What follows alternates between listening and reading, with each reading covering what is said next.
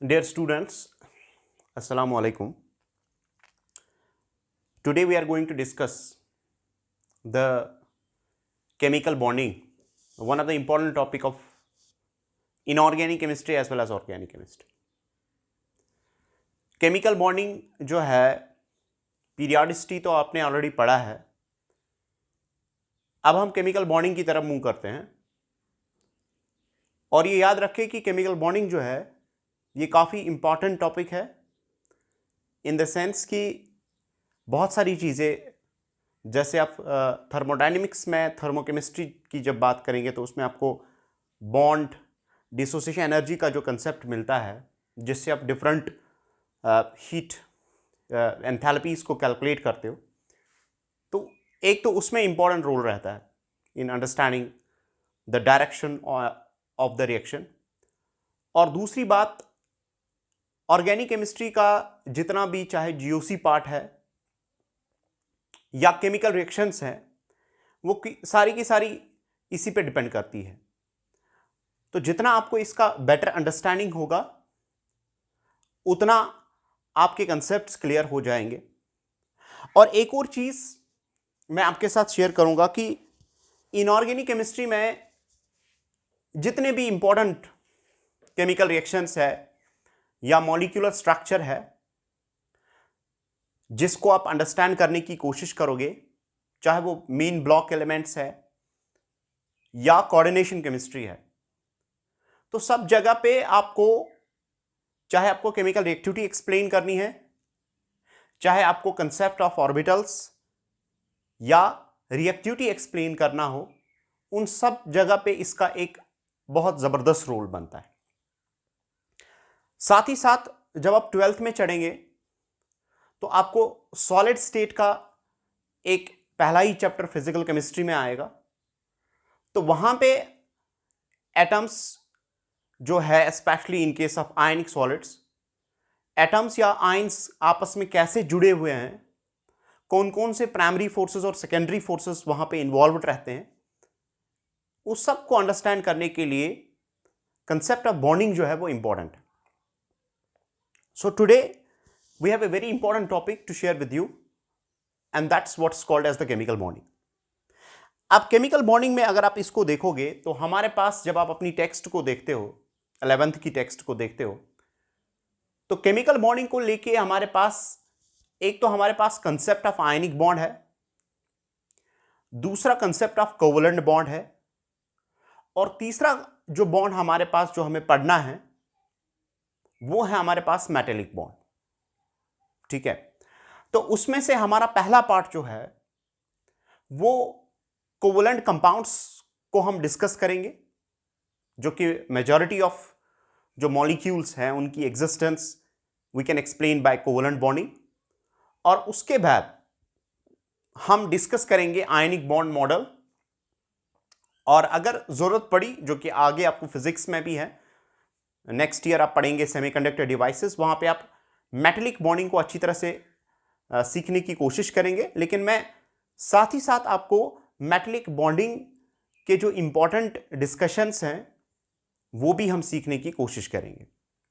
तो हम आज स्टार्ट करने जा रहे हैं what we say is a chapter of what is called as chemical bonding. Chemical bonding, one of the important topics, chemical bonding. अब सिंपल सेंस में अगर आपको मैं थोड़ा सा स्केच इसका देता हूं कि कैसे हमने जो हमारे पास एटम्स का बिहेवियर है उसकी बिना पे हम कैसे इसको एक्सप्लेन करते हैं, तो हमारे पास मॉलिक्यूल्स का जो रिएक्टिविटी है, मॉलिक्यूल्स का जो कॉम्बिनेशन है, वो हम तीन तरह पे एक्सप्लेन करते हैं. एक हमारे पास एलिमेंट्स जो है, आपने ऑलरेडी पीरियडिसिटी में पढ़ा है, एक है हमारे पास इलेक्ट्रोपॉजिटिव एलिमेंट्स, और दूसरा जो इसके साथ कंबाइन होता है इलेक्ट्रोनेगेटिव एलिमेंट्स. ये चीज आपने ऑलरेडी पीरियडिसिटी में पढ़ी है. अब इलेक्ट्रोपॉजिटिव एलिमेंट जब इलेक्ट्रोनेगेटिव एलिमेंट के साथ कंबाइन होता है तो इनका बिहेवियर कैसा रहता है, how they actually combine with each other, how they are arranged, what is their stability, how we can explain the different facts. इसके लिए हमारे पास जो मॉडल है that's called as the ionic bond model, यानी हम कंसेप्ट ऑफ आयनिक बॉन्ड से explain करते हैं। तो जब इलेक्ट्रोपॉजिटिव और इलेक्ट्रोनेगेटिव आपस में कंबाइन होते हैं उस टाइम पे जो आपको मॉडल पता होना चाहिए कि इनका बिहेवियर हम कैसे एक्सप्लेन करेंगे, तो उसके लिए हमारे पास है आयनिक बॉन्ड मॉडल। अगर मान लीजिए आपके पास इलेक्ट्रोनेगेटिव एलिमेंट कंबाइन हो रहा है इलेक्ट्रो नेगेटिव एलिमेंट के साथ, यानी दोनों इलेक्ट्रोनेगेटिव है, यानी दोनों का बिहेवियर यूजुअली नॉन मेटेलिक है, तो उस टाइम पे जो इनका बिहेवियर है that is explained by what is called as the covalent bond. यानी अगर आपको मान लीजिए क्लोरीन क्लोरीन का बिहेवियर एक्सप्लेन करना है या फ्लोरीन फ्लोरीन का एक्सप्लेन करना है बिहेवियर, या हाइड्रोजन हाइड्रोजन का, जो कि नॉन मेटेलिक एलिमेंट्स हैं जिनकी इलेक्ट्रोनेगेटिविटी काफी हाई रहती है, अगर आप इस बिहेवियर को एक्सप्लेन करना चाहेंगे तो उस टाइम पे आपको कोवलेंट बॉन्ड का जो मॉडल है जिन जिन लोगों ने इसको दिया है वो सारी की सारे मॉडल्स आपके सामने होने चाहिए। आपको पता होना चाहिए कि कौन सा मॉडल कहां पे मैं यूज करूंगा so as to explain the important aspects of that what we say as molecule. इसी तरह हमारे पास इलेक्ट्रोपॉजिटिव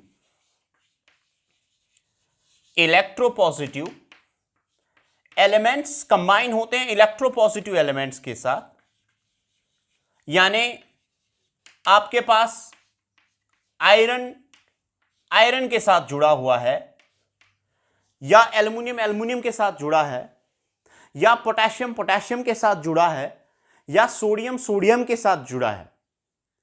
तो उस टाइम पे उस जो सॉलिड सबस्टेंस है जो एक स्टेबल फॉर्म में वो एग्जिस्ट करते हैं उसका बिहेवियर हम एक्सप्लेन करते हैं what is called as metallic bonding. अब उस वक्त आपके मेटेलिक बॉन्डिंग के जितने भी इंपॉर्टेंट डिस्कशंस हैं, जितने भी इंपॉर्टेंट मॉडल्स हैं, जिस लोग ने काम किया है इस पे, वो सारी चीजें आपको पता होनी चाहिए। तो हम जब एलिमेंट्स को पीरियोडिक टेबल में क्लासिफाई करते हैं, क्लासिफिकेशन करने के बाद हमारे पास दो सेट ऑफ एलिमेंट्स आते हैं, एक तो हुआ इलेक्ट्रोपॉजिटिव, दूसरा हुआ इलेक्ट्रोनेगेटिव। अब हमारे पास तीन तरह की कॉम्बिनेशंस अराइज होती हैं। एक है कि जब electropositive element is combining with electronegative, उनका बिहेवियर हम एक्सप्लेन करते हैं आयनिक बॉन्ड मॉडल से। दूसरा है अगर हम इलेक्ट्रोनेगेटिव आपस में कंबाइन हो रहे हैं, उनका बिहेवियर हम एक्सप्लेन करते हैं what is called as the covalent bond. और तीसरा हमारे पास अगर इलेक्ट्रोपॉजिटिव आपस में कंबाइन हो रहे हैं, ठीक है, तो उनका बिहेवियर हम एक्सप्लेन कर रहे हैं बाय मेटेलिक बॉन्डिंग। तो ये तीन तरह के मॉडल्स हैं जिनको हमें अंडरस्टैंड करने की कोशिश करनी है। तो लेकिन एक एक मॉडल एक एक चैप्टर है, ठीक है। तो let us try to understand first the nature of what is called as the covalent bond formation, जिसमें हम एक इलेक्ट्रोनेगेटिव एलिमेंट दूसरे इलेक्ट्रोनेगेटिव एलिमेंट के साथ जब कंबाइन होता है तो उसकी बॉन्डिंग पैटर्न को आप कैसे एक्सप्लेन करेंगे, उसके लिए हमारे पास है what is called as covalent bond formation.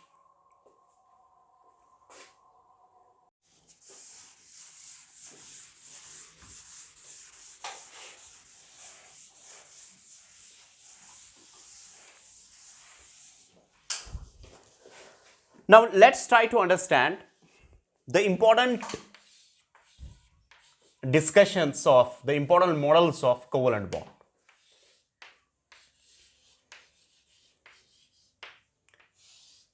Covalent bond. अब देखिए, पहले हम इस चीज को अंडरस्टैंड करने की कोशिश करेंगे कि कोवलेंट बॉन्ड एक्चुअली होता क्या है, फिर हम इस चीज को अंडरस्टैंड करेंगे कि इसका जो बिहेवियर है मॉलिक्यूल्स में, वो हम किस किस मॉडल से एक्सप्लेन करते हैं। कोवलेंट बॉन्ड के कौन कौन से मॉडल्स हैं जिससे हम मॉलिक्यूल्स के बिहेवियर को एक्सप्लेन करते हैं। पहली चीज है, आपने एक सिंपल सेंस आपने ऑलरेडी जो है 10th क्लास में पढ़ा होगा। आपने ये देखा है कि अगर मान लीजिए हमारे पास एक कार्बन है, इस कार्बन के आउटरमोस्ट शेल में हमारे पास, आउटरमोस्ट शेल की मैं बात कर रहा हूं, यहां पे तो इनर शेल भी है और आउटर शेल भी है, लेकिन इसके आउटरमोस्ट शेल में हमारे पास जो है 4 इलेक्ट्रॉन्स, 4 इलेक्ट्रॉन्स हमारे पास है।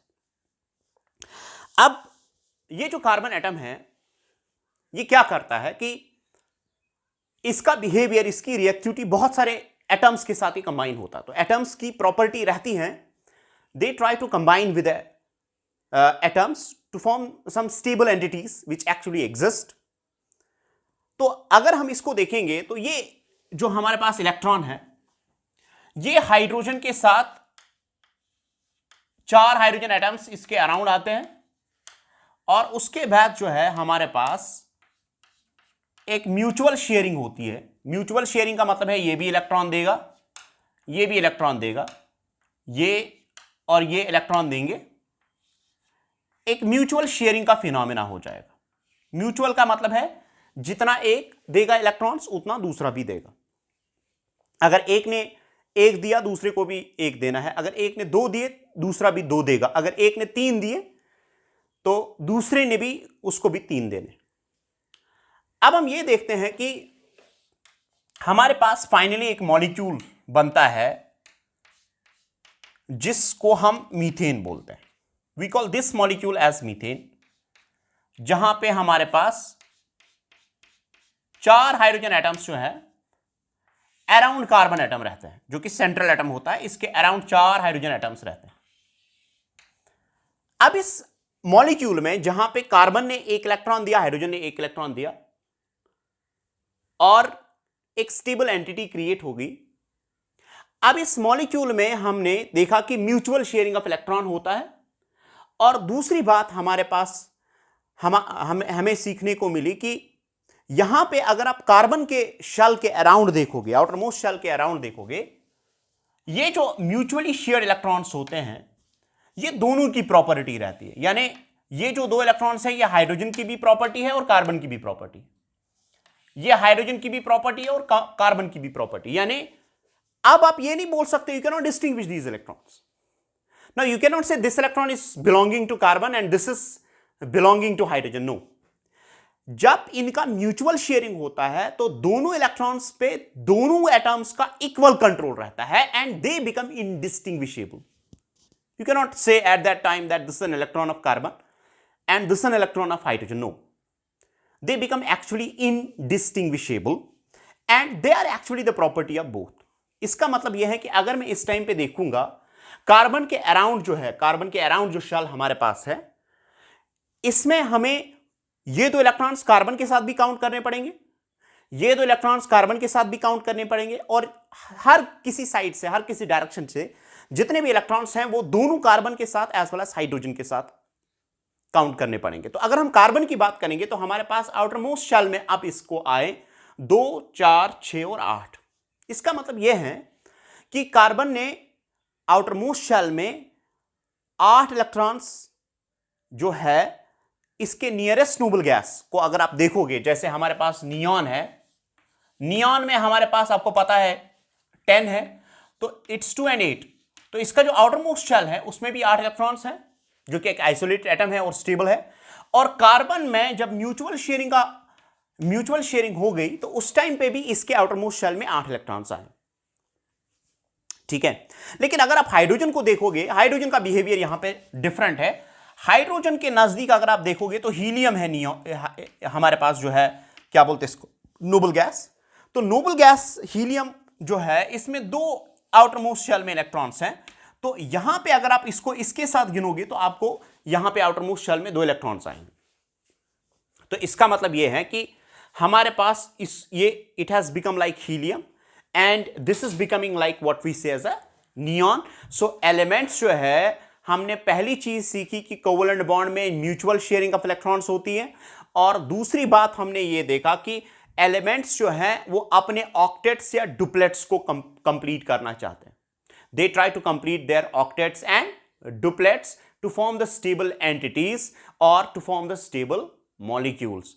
तो जिसमें म्यूचुअल शेयरिंग ऑफ इलेक्ट्रॉन होता है, such mode of bonding is called as what is called as the covalent bond. So covalent bond is a mode of bonding in which the atoms come closer and they have a mutual sharing of electrons, indicating that if one gives one, another gives another. ठीक है। और दूसरी बात हम ये देखते हैं कि atoms try to complete their octets or duplets while they come closer with each other, producing the definite shapes or so जो कोवलेंट बॉन्ड फॉर्मेशन है, मैंने आपको बोला कि इसके लिए हमें इसको एक्सप्लेन करने के लिए, यानी जहां जहां पे एलिमेंट्स जो है म्यूचुअल शेयरिंग ऑफ इलेक्ट्रॉन्स करते हैं, तो इसको एक्सप्लेन करने के लिए हमारे पास डिफरेंट मॉडल्स। पहला मॉडल है जो सबसे प्रिमिटिव मॉडल है, जिसको हम एक्सप्लेन करने की कोशिश करेंगे, that's called as the Langmuir Lewis theory. Another is called as VSEPR theory, that is valence shell electron pair repulsion theory, जिससे आप मॉलिक्यूल्स के शेप्स को प्रेडिक्ट करते हैं। उसके बाद नेक्स्ट जो है हमारे पास, that's called as the concept of VBT, valence bond theory, और उसके फ्लॉज, उसके डिफेक्ट्स जो है कंसेप्ट ऑफ हाइब्रिडाइजेशन से एक्सप्लेन होते हैं। और उसके बाद हमारे पास एक एक्सपेरिमेंटल चीज आती है which is called as the dipole moment, जो मॉलिक्यूल्स के बिहेवियर को सपोर्ट करता है। जितनी भी रिजेक्शंस होती हैं वो एक्सपेरिमेंटली प्रूव होती है कि क्यों होता है, कैसे हम बिहेवियर्स को एक्सप्लेन करते हैं। और उसके लास्ट में हमारे पास मॉलिक्यूलर ऑर्बिटल थ्योरी आती है, जिससे, जो कि मोस्ट एडवांस्ड वर्जन है on the basis of the wave function of electron, जिससे हम चीजों को एक्सप्लेन करते हैं। उसके बगैर भी कुछ हमारे पास मॉडल्स हैं, जिनमें कि हमारे पास कोऑर्डिनेशन केमिस्ट्री में एक बॉन्ड है, that's called the coordinate bond, which is a type of the covalent bond, that I will also explain. तो कोऑर्डिनेट बॉन्ड के बिहेवियर को एक्सप्लेन करने के लिए आपने सुना होगा ट्रांजिशन मेटल्स, ट्रांजिशन एलिमेंट्स, उनके बिहेवियर को एक्सप्लेन करने के लिए हमारे पास एक तो क्रिस्टल फील्ड, पहले तो वहां पे वीबीटी का यूज होता है, उसके बाद क्रिस्टल फील्ड थ्योरी का यूज होता है, और सबसे मोस्ट एडवांस्ड वर्जन जो वहां पे है, that's called the ligand group orbitals, ligand field theory. ठीक है, जो कि मोस्ट एडवांस्ड वर्जन है on the basis of symmetry, जिस पे हम एक्सप्लेन करते हैं different important this molecules and all that. Now we are discussing covalent bond,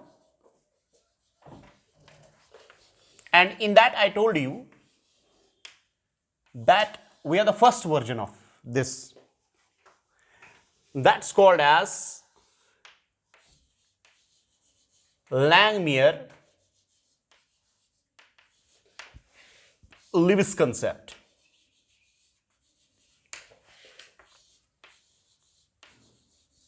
Langmuir-Lewis concept of covalent bond. Langmuir-Lewis concept of covalent bond. इस चीज को हम पहले अंडरस्टैंड करने की कोशिश करेंगे। ठीक है, ये क्या बोलता है? देखिए, अगर आप यूजुअली बुक्स पे देखोगे तो आपको लगता है कि सिंपल सा कंसेप्ट है, इसकी इतनी इंपॉर्टेंस शायद आपके दिमाग में नहीं रही होगी, लेकिन Langmuir-Lewis कंसेप्ट सबसे जबरदस्त कंसेप्ट है केमिकल बॉन्डिंग में। अब पूछेंगे क्यों? देखिए, आपने already concept of wave functions, radial plots, angular plots, जितनी भी इंपॉर्टेंट चीजें हैं वो डिस्कस की हैं in the chapter of chemical bonding, in the chapter of atomic structure. लेकिन इन दोनों जब Langmuir-Lewis का कंसेप्ट आया, उस टाइम पे क्वांटम मैकेनिक्स जो थी जो ये वेव फंक्शंस का कंसेप्ट था, जो हाइजेनबर्ग्स अनसर्टेनिटी प्रिंसिपल था, उनका कहीं पे वजूद ही नहीं था। लेकिन इसके बावजूद भी लैंगमियर-लिविस कंसेप्ट से कुछ ऐसी चीजें आती है जो कि believe me they are beyond imagination. मतलब you can not think that how this man is thinking about the electron pairs, what actually the meaning of these electron pairs, what was the insight of this man. इसने कितना जबरदस्त सोचा था। और अगर हम इसके कंसेप्ट के इन डेप्थ स्टडी को जाते हैं तो मेरे हिसाब से ये एक जबरदस्त कंसेप्ट है केमिकल बॉन्डिंग का, जिससे आप किसी भी कंप्लेक्स बिहेवियर को या किसी भी कंप्लेक्स सिस्टम के मॉलिक्यूल्स को अंडरस्टैंड कर सकते हो। तो पहला हमारा जो डिस्कशन रहेगा that's Langmuir-Lewis concept for the covalent bond. अब देखिए लैंगमियर और लिविस जो थे, इन्होंने क्या प्रपोज किया।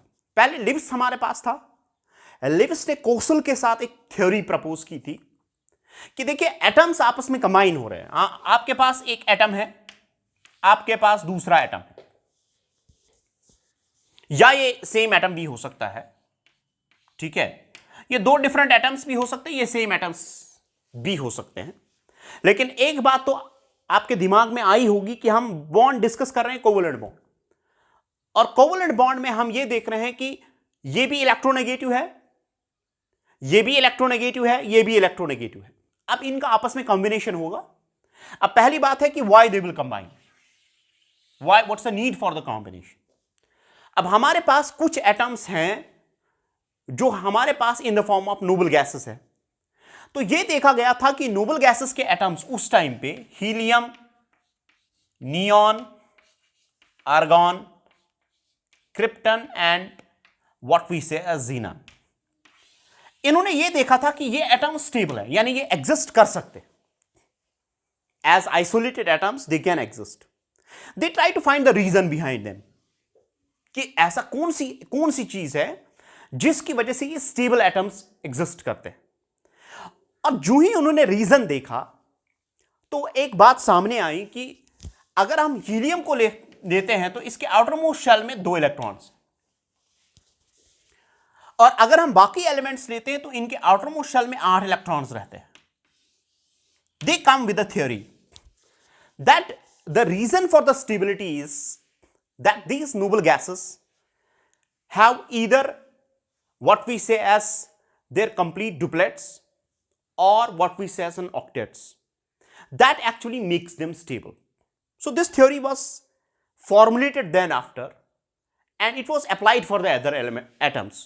What they concluded is कि आपस में जब एटम्स कंबाइन होते हैं, जब ये और ये आपस में कंबाइन होगा या ये आपस में कंबाइन होगा, तो सबसे इंपॉर्टेंट चीज जो रहती है वहां पे जब इनका मॉलिक्यूल बनेगा, यानी जब हमारे पास AB बनेगा या जब हमारे पास AA बनेगा थ्रू कोवलेंट बॉन्ड, तो उस टाइम पे सबसे इंपॉर्टेंट चीज रहेगी कि A अपना ऑक्टेट कंप्लीट करना चाहेगा, B will try to complete their octet.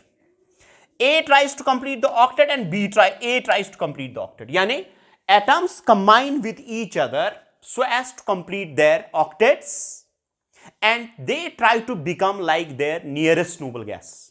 Nearest noble gas.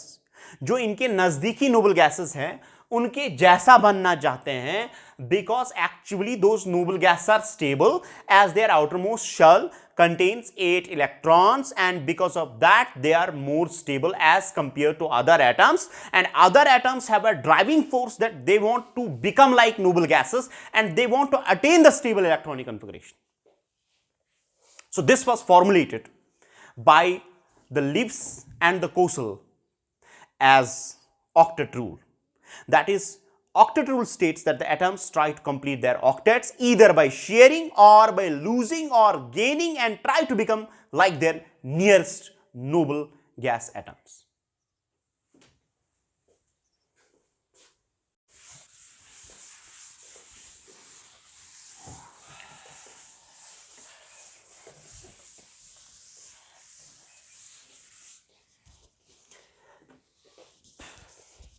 अब यहां पे अगर आप इस चीज को देखना चाहेंगे तो let's try to find out देखिए म्यूचुअल शेयरिंग का क्या मतलब है और उन्होंने एटम्स को कैसे डिफाइन किया। हमारे पास मान लीजिए फ्लोरीन, इसका एटॉमिक नंबर क्या है 9।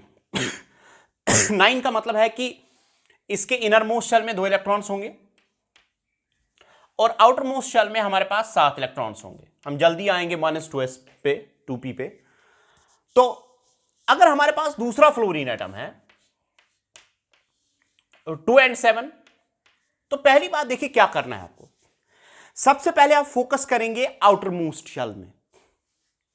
आउटर मोस्ट शेल ये होगी, आउटर मोस्ट शेल ये होगी, और आउटर मोस्ट शेल में अगर आप फ्लोरीन के केस में देखोगे तो 7 इलेक्ट्रॉन्स हैं।